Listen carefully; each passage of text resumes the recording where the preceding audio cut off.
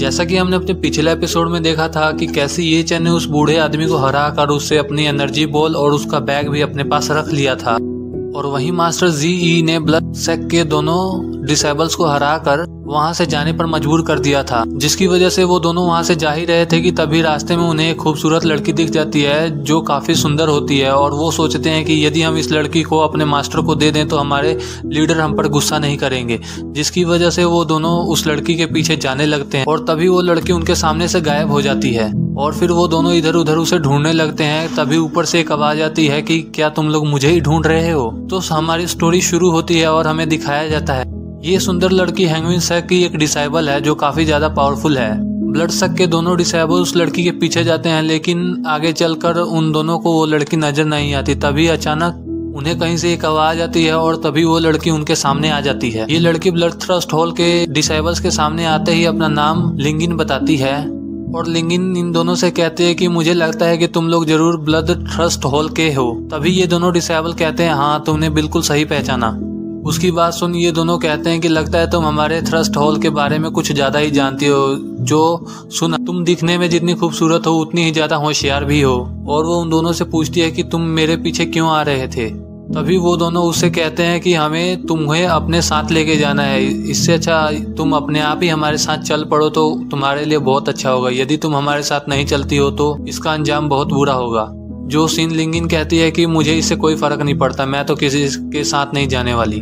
तभी हमें blood thrust hall के दोनों डिसेबल को दिखाया जाता है और उनमें से एक लड़के का नाम जिसका नाम हुआ होता है वो लिंगिन पर अपनी एनर्जी छोड़ते हुए उसके ऊपर अटैक कर देता है।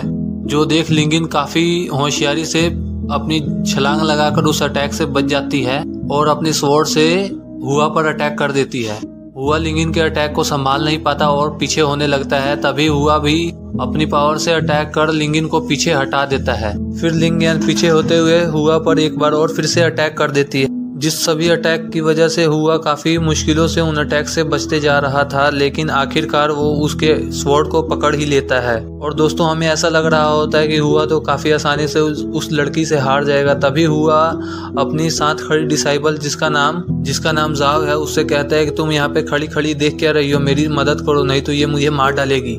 जियाओ भी हुआ की बात सुन अपने दोनों डैगर को बाहर निकाल उस लड़की पर अटैक कर देती है। और अब ये दोनों उस लिंगियन पर अटैक करते ही जा रहे थे। इन दोनों के अटैक को लिंगियन तो काफी आसानी से डॉज कर दे रही थी, लेकिन लिंगियन तो पहले हमें हारती हुई दिखाई देती है, लेकिन वो होशियारी करते हुए अपनी चालाकी दिखाते हुए इन दोनों को अलग अलग कर इन दोनों से एक एक करके अटैक करने लगती है और इन दोनों को एक एक कर हराने लगती है। और इन दोनों के अकेले अकेले हो जाने से इन दोनों के अटैक्स को लिंगियन काफी आसानी से डॉज करके बचती हुई जा रही थी। और वो अपनी रेड पावर से वहां पर फ्लाई करने लगती है और उनसे कहती है कि मुझे नहीं लगता कि तुम दोनों मिलकर भी मेरे से जीत पाओगे, क्योंकि तुम दोनों काफी ज्यादा कमजोर हो। और लिंगियर वहां से उड़ के जाने लगती है और ये दोनों डिसेबल उसके पीछे पड़ जाते हैं। लिंगियर उड़ के वहां से जा ही रही होती है कि तभी ये दोनों भी उसके पीछे लगे हुए उसके पास पहुंच जाते हैं और उसके ऊपर अटैक करने ही वाले होते हैं कि तभी लिंगियन अपनी सुपर फास्ट स्पीड से इन दोनों के ऊपर अटैक कर देती है। और फिर से ये तीनों एक बार जमीन पर इन तीनों में हैंड टू हैंड कॉम्बैट होने लगता है, जो देखने में काफी मजेदार लग रहा होता है। लेकिन लिंगियर अपनी स्वॉर्ड पावर का इस्तेमाल करते हुए इन दोनों को अपने से काफी ज्यादा दूर ढकेल देती है और फिर अपने सोल पावर का यूज करने लगती है।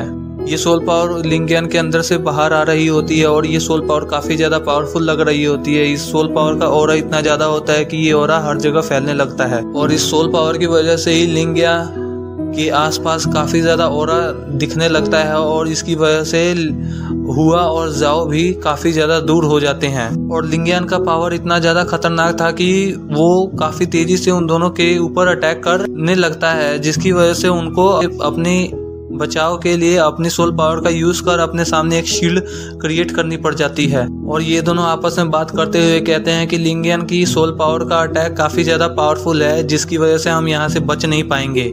यदि हम इसे सामने सामने लड़ते हैं तो इसका हम कुछ भी नहीं बिगाड़ पाएंगे और ये हमें काफी आसानी से हरा देगी। यदि हमें इसे हराना ही है तो हमें कोई ना कोई अपना गलत तरीका अपनाना ही पड़ेगा, जिसकी वजह से ये हार जाएगी और हम इसे अपने साथ लेके जाएंगे। फिर वो दोनों अपनी फुल स्ट्रेंथ से लिंगियन पर एक एक साइड से अटैक कर देते हैं, जिसकी वजह से लिंगियन भी दोनों से अटैक कर लड़ाई करने लगती है। तभी हमें जियाओ अटैक करती हुई दिखाई देती है, जिस अटैक को लिंगियन काफी आसानी से रोक देती है और उस पर अटैक करते हुए उसे पीछे कर देती है। तभी जियाओ उस पर अटैक करने के लिए तैयारी हो रही होती है कि तभी लिंगियन अपनी सोल पावर का यूज करने लगती है, जिसकी वजह से जियाओ के सिर में काफी ज्यादा पेन होने लगता है और वो अपने आप को संभाल नहीं पाती और हमें ऐसा लग रहा होता है कि जियाओ अब नहीं बच पाएगी, क्योंकि वो अपना सिर पकड़ वहां पर घूमने लगती है और लिंगियन अपनी सोल पावर का यूज करते हुए जियान की तरफ बढ़ने लगती है। लिंगियन को जियाओ की तरफ बढ़ता देख हुआ बीच में आ जाता है और लिंगियन पर अटैक कर उसे पीछे कर देता है। तभी लिंगियन को महसूस होता है कि हुआ ने उसके हाथों पर पॉइजन लगा दिया है। पॉइजन को अपने हाथों पे देख लिंगियन काफी ज्यादा गुस्से में आ जाती है। फिर हमें जियाओ और हुआ दिखाए जाते हैं, जो काफी खुश होते हुए लिंगियन से कहते हैं कि अब मुझे लगता है कि अब तुम काफी आसानी से हार जाओगी, क्योंकि ये पॉइजन काफी ज्यादा पावरफुल है और ये पॉइजन हवा में काफी तेजी से फैल जाता है और ये फैलते हुए बॉडी के अंदर जा उसे वीक करने लगता है, जिसकी वजह से वो पर्सन अपने ऊपर का कंट्रोल खोने लगता है।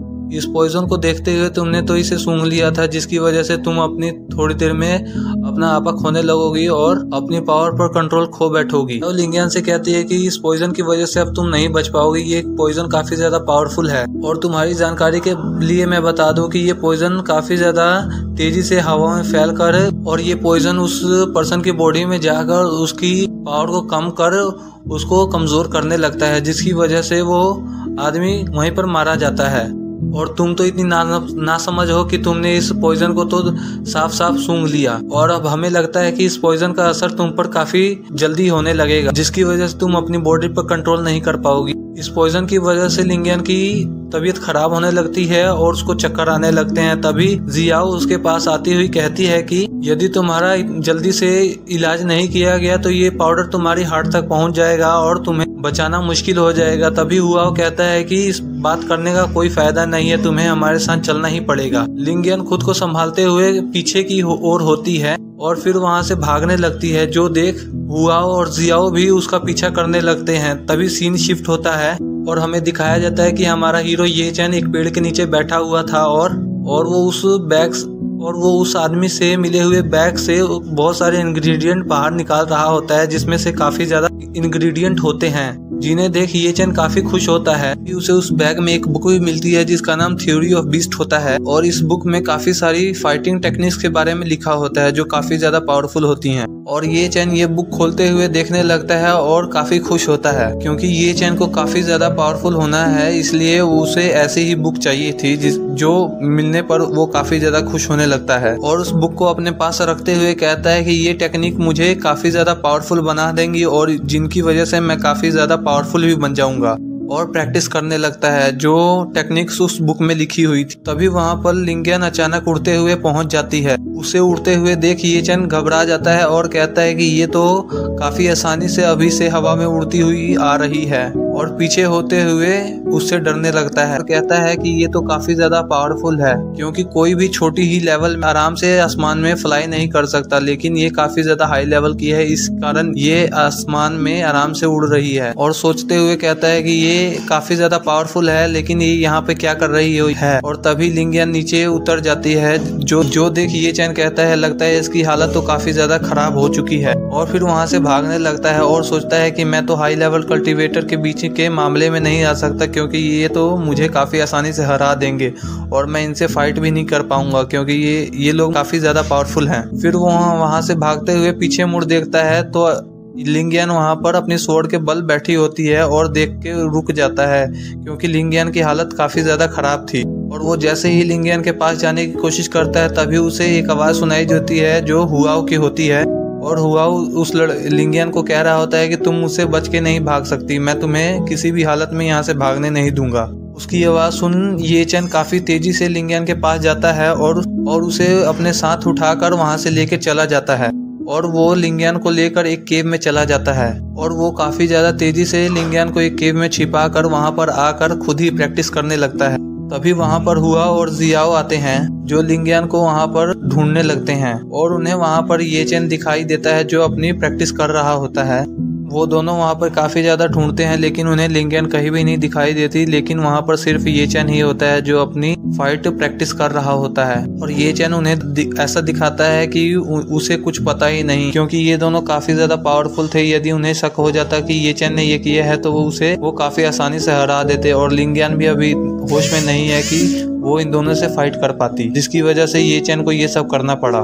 तभी वो दोनों डिसाइबल ये चैन के पास आते हैं, जिन्हें देख ये चैन ग्रीट करते हुए उनसे कहता है कि सीनियर मुझे माफ कर देना यदि मैंने आपसे कुछ किया हो। और यहीं पर हमारा ये एपिसोड खत्म हो जाता है।